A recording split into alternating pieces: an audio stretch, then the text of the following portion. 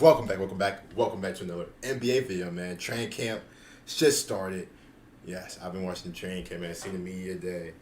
The whole situation with the Suns, the whole DeAndre Ayton, Monty Williams stuff, man. Um, that the talent level for the Suns is there. Obviously, Jay Crowder wants to leave as well. The talent level is there, but are we gonna see a small bit of just a bad season?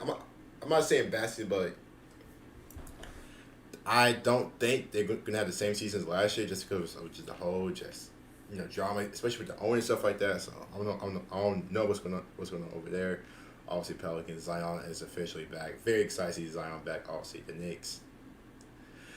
Jalen Brunson, I've seen that, man. But anyway, which team are you guys looking forward to this upcoming season? Let me know in the comments down below. But how good was Moses? Shout out to man Johnny Arnett, like always. Moses. 5'4". Let's get it. Don't forget to answer up.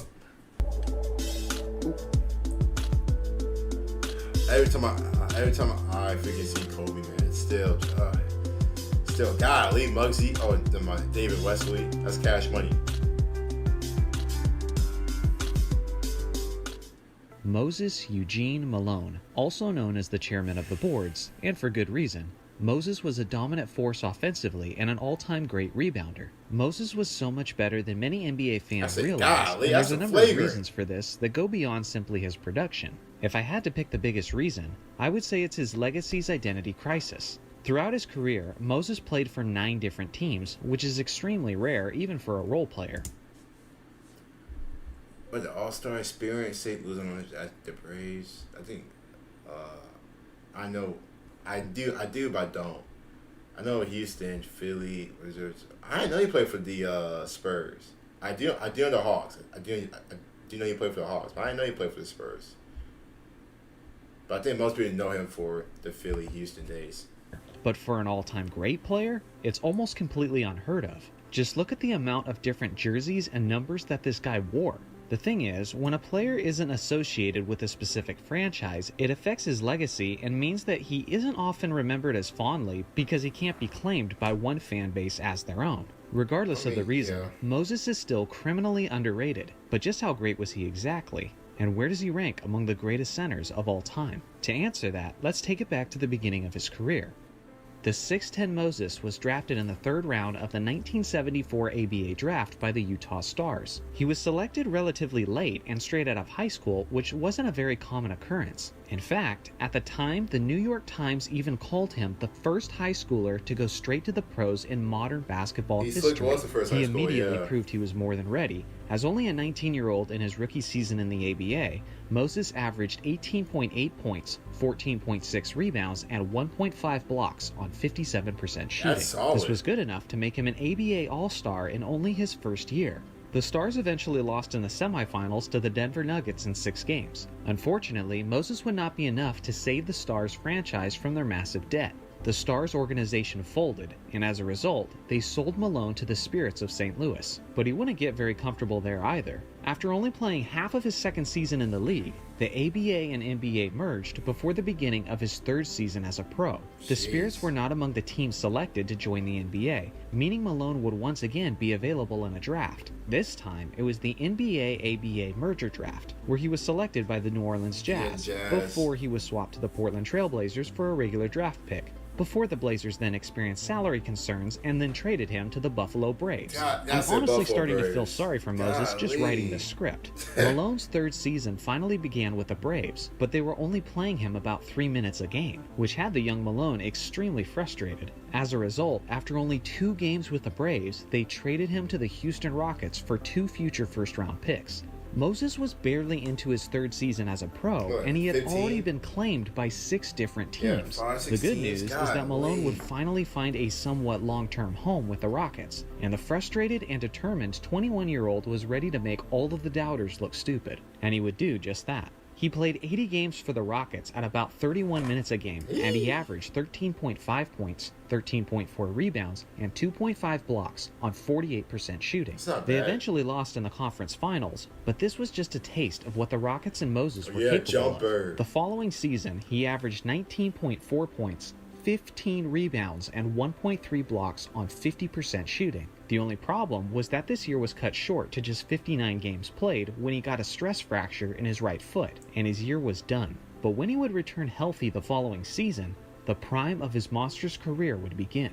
1979 to 1982 was his best 4 years with Houston, and in that stretch, he averaged 27.4 points, 15... Is my guy trying to hook shot over Kareem? Are you stealing? My man's trying to steal Kareem's move while Kareem's guarding him. He better made it. If he's doing what I think he's doing, he better made that shot. 27 rebounds 15. and 1.5 blocks on 52% shooting. He also won the league MVP award in 2 of those seasons. This includes a performance against the New Orleans Jazz where he pulled down 37 rebounds in a single game. In the 1981-82 season, he put up 31.1 points and 14.7 rebounds in what was arguably the best year of his career. That's crazy. Let me put those numbers in perspective. No one in all of the years since has matched those 2 averages in a single season. Not Kareem Abdul-Jabbar, not Shaquille O'Neal, not Hakeem or Giannis. No one. Statistically, he stood out far beyond his peers.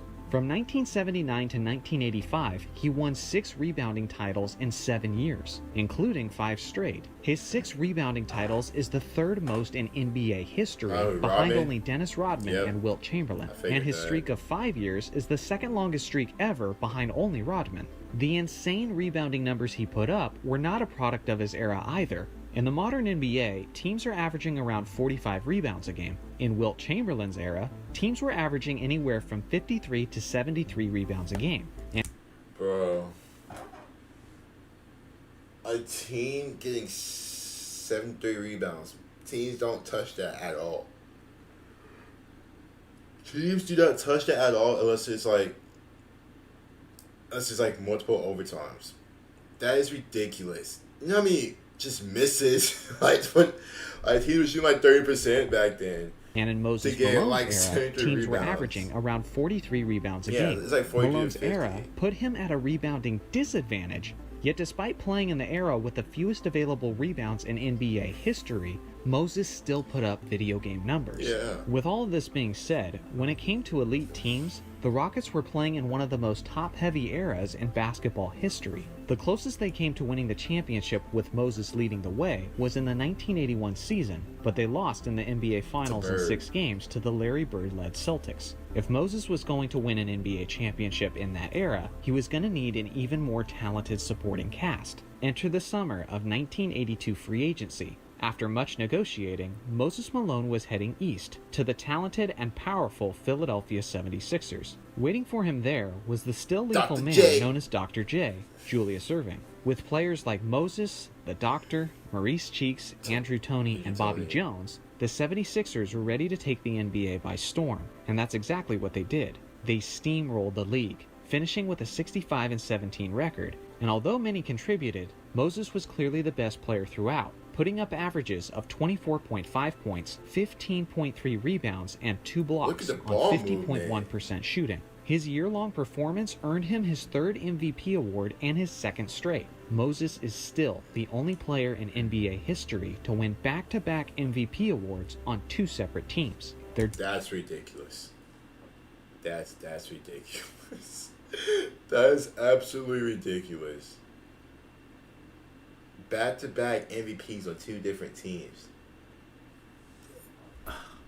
Dominance continued into the playoffs as they went on an 11-1 run throughout the postseason, including a 4-game sweep of Kareem and Magic's Lakers in the NBA Finals. In those finals, Moses absolutely destroyed Kareem and the Lakers, putting up 25.8 points, 18 rebounds, 1.5 steals, and 1.5 blocks on 50.7% shooting, and he was rewarded the Finals MVP. When we think of the era of 1980s basketball, we understandably think of Magic's Lakers and Bird's Celtics. That's right. But it's also important for us to remember that sandwiched in those years is one of the greatest teams of all time, the 1983 Philadelphia 76ers. Malone played for many years after this and was certainly productive, but this was without question the highlight of his career. He finished out his long-lasting career also playing for Washington, Atlanta, Milwaukee, and a return to Philly and San Antonio. In his career, he had 11 straight seasons where he averaged at least 20 points and 10 rebounds. He was a 13-time All-Star, made 8 All-NBA teams, and Is Moses on the top 75 all time?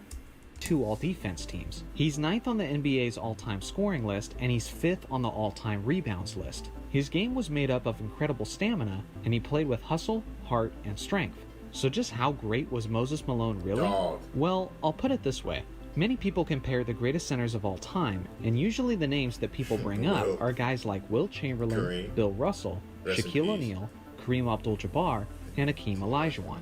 I am telling you with complete conviction that Moses Malone belongs in that group. Oh, Let me yeah. know in the comments section where you rank Moses Malone among the greatest centers of all time. Thanks for watching as always. He's top 10. He's top 10. He's top 10. He's top 10. Shout out to man Johnny again, but he's top 10. He is top 10. Hell of a video. Very, very great video. I enjoyed it. Hope you guys did enjoy. Don't forget to like and sub. Stay safe. We'll see you guys later, man. Peace.